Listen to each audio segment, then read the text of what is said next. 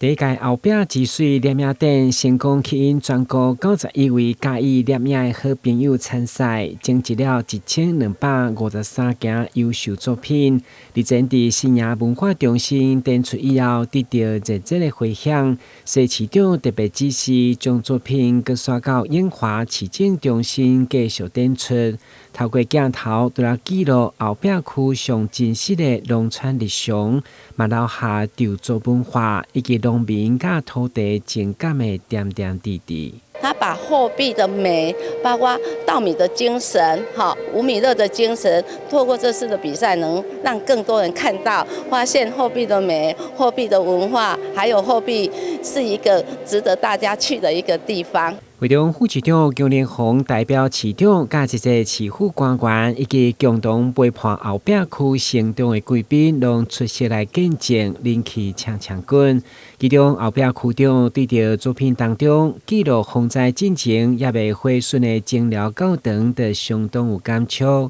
希望大家來感受後壁的美好。我們在3月的時候就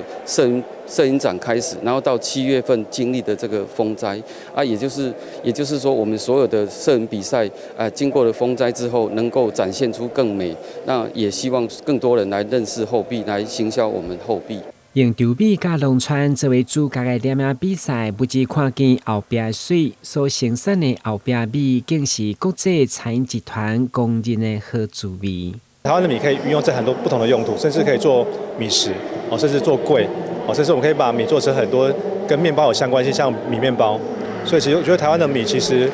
可以更加推廣，不是走台灣，而是可以到全世界去推廣。